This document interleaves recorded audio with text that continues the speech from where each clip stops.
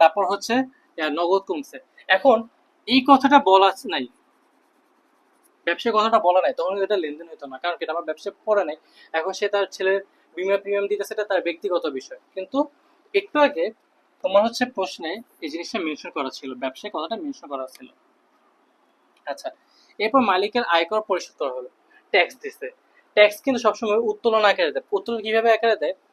Cash box, এটা তোমার cash box, ক্যাশে যতগুলো টাকা আছে তার একটা অংশ তো তোমাকে ট্যাক্স আকারে দিতে হচ্ছে। তার মানে কি, ওইটা উত্তোলন করে তো তুমি টাকাটা দিচ্ছ, উত্তোলন করে টাকা দিচ্ছ, হচ্ছে তোমার ক্যাশ কমে যাচ্ছে।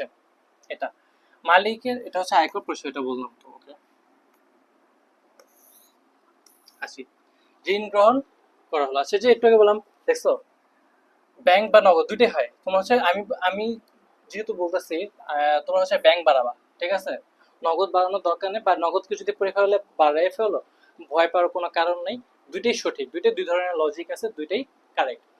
এবং অঙ্ক তোমার ভুল হবেও না। যদি অঙ্ক ভুল করো ভাই, এটার জন্য ভুল হয় না, ভুল করছো তুমি আরেক জায়গায়। হ্যাঁ, তো এটা হচ্ছে বললাম।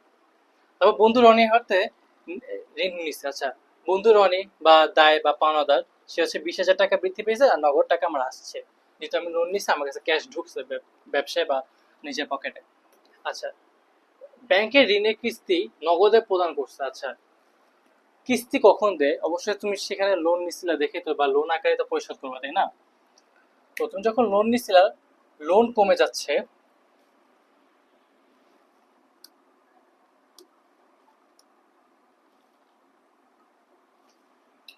তোমার হচ্ছে লোন বা লায়াবিলিটি কমে যাচ্ছে।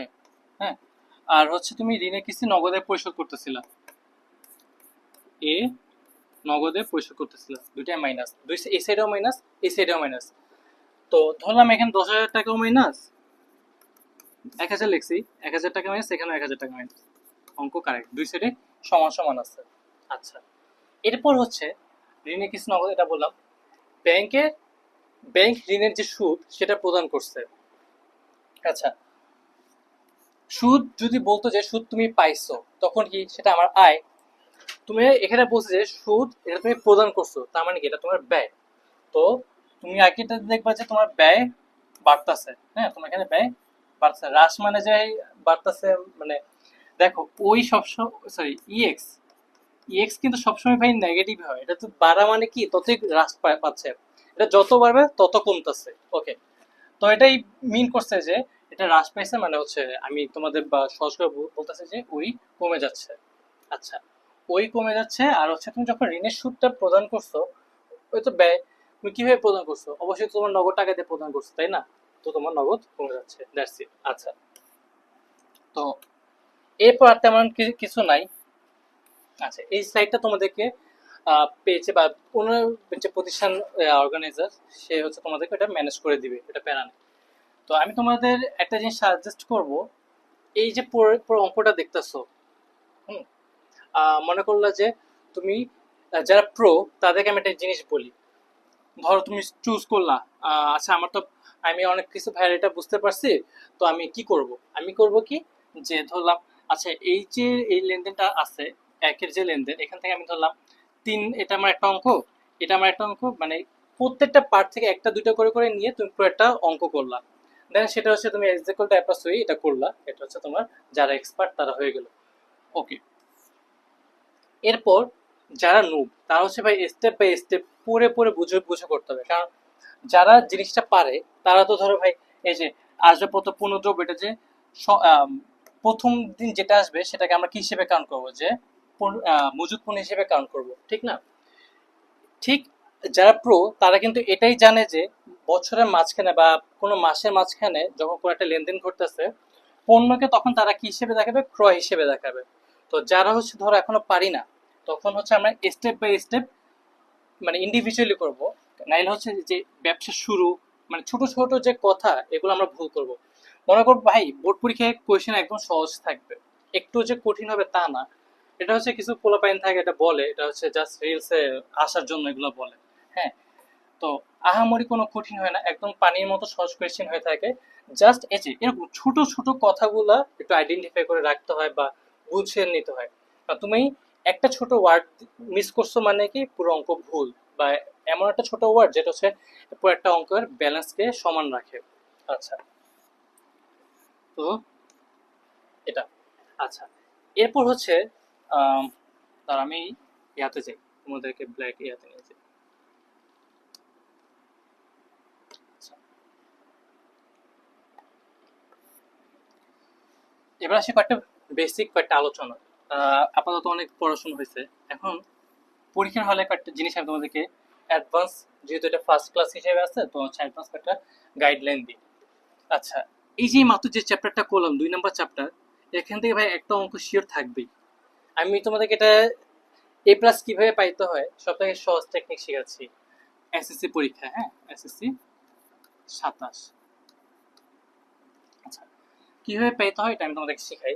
এখান থেকে যেহেতু একটা কোয়েশ্চেন থাকবেই, 10 মার্ক পাইতাছ তুমি, ডান। তারপর পরের আরেকটা চ্যাপ্টার আছে, ওইখান থেকে একটা কোয়েশ্চেন থাকে যে আছে না যে প্রারম্ভিক মজুদ পণ্য কত, সমাপনী মজুদ পণ্য, লাভ ক্ষতি কত, ওইখানে একটা 10 মার্ক থাকে। হ্যাঁ, ওটা মেবি 3 নম্বর চ্যাপ্টার, এখান থেকে একটা আছে, ওইখানে 10 মার্ক, 20 মার্ক হয়ে গেল গা। তারপর হচ্ছে তোমাদের 4 নম্বর যে চ্যাপ্টারটা আছে ওটা সহজ, মানে মূলধন মুনাফা যেটা সহজ, বাট আমি তোমাদেরকে পার্সোনালি একটু অ্যাভয়েড করতে বলবো কারণ অঙ্কটা একটু টাইম লাগে, ঠিক আছে।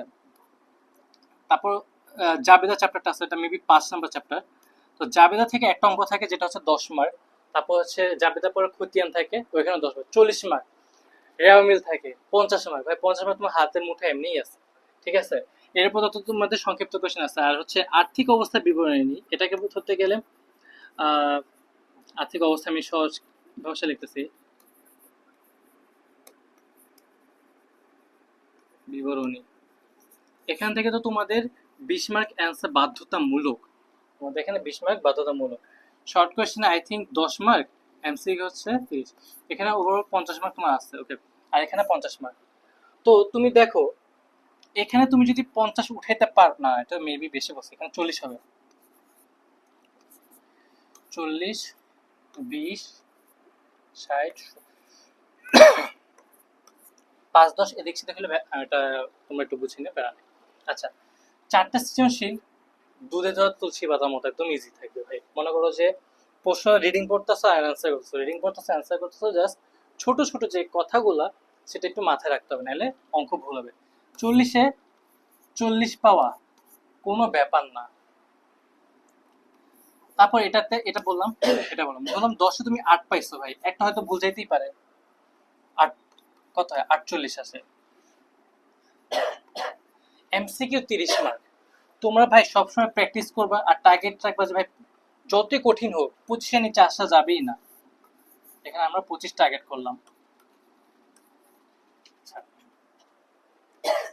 আর্থিক অবস্থা বিবরণী, যারা ভালো স্টুডেন্ট তাদের জন্য ধরো 20 পাওয়া কোনো ব্যাপার না। যারা একটু থাকে না যে ভালো বাট অত ভালো না অত খারাপও না, তো তারা ধরলাম যে 15 পাইতে পারে। যারা ভালো তারা তো 20-এ 20 পাবে, হ্যাঁ। কেউ হয়তো 15 পাবে, কেউ হয়তো 10 পাবে। তো ধরলাম কত, এখানে কত আসে, 48, 48, 20 হচ্ছে 68, 68, 5 হচ্ছে 73, আর এখানে ধরলাম ধরো যে একেবারে নুব, ও যদি 10ও পায় ভাই তোমার 80 এমনি উঠে যাচ্ছে, 80 তুমি টার্গেট করতে পারবা, ইজি আছে, প্যারা নাই। তো হচ্ছে এই যে স্ট্রাকচারটা তোমাদেরকে আমি ধরো সহজ ভাষায় বলছি, ইভেন এটা সহজও, জাস্ট মাথায় রাখবে অ্যাকাউন্টিং এ যে প্রত্যেকটা ছোট ছোট ওয়ার্ড অনেক কিছু মিন করে। আচ্ছা, এখন ধরো রেকর্ডটা অনেক বড় হয়েছে বা ক্লাসটা অনেক বড় হইতে পারে, তো যারা ধরো ভালো স্টুডেন্ট তারা তো আমি বুঝতে পারতেছি যে স্কিপ করে করে জিনিসটা করতে পারো। আচ্ছা, এটা তো করার সমস্যা নেই, কিন্তু প্রত্যেকটা জিনিস চেষ্টা করবা, ট্রাই করবা, কারণ ভাই তুমি যতই ভালো স্টুডেন্ট হও না কেন কোথাও না কোথাও তোমার গাফিলতি থাকবেই। আচ্ছা, আর যারা বললাম একটু নোব, তারা ভাই আমার যদি দেখো ক্লাসটা অনেক লম্বা হচ্ছে তখন করবা কি যে 5 মিনিট বা 2 মিনিট একটু ব্রেক নিবা। হ্যাঁ, আমি আগে জিনিসটা বুঝছি, ওকে। আমি মনে করলাম যেখানে আমি 5টা টপিক বা 5টা কনসেপ্ট তোমাদেরকে বুঝাইলাম, তুমি 2টা বুঝছো আর ওই 2টা নিয়ে মাথা ঘামো। যারা একদম নোব ভাই, জাস্ট ওই 2টাকে নিয়ে মাথা ঘামো, এরপর আরেকটা ধরবা ওইটা নিয়ে মাথা ঘামো, স্টেপ বাই স্টেপ। তুমি যদি ভাই মনে করো যে আমি তো ভাই তোমাদেরকে পড়াচ্ছি দেখে ধুমে পড়াই দিতেছি, তো তুমিও যদি এক ঢিলে সব গিলতে যাও বমি করে ফালাই দিবা ভাই। এর থেকে বেটার হচ্ছে একটা একটা করে করো, আর যারা প্রো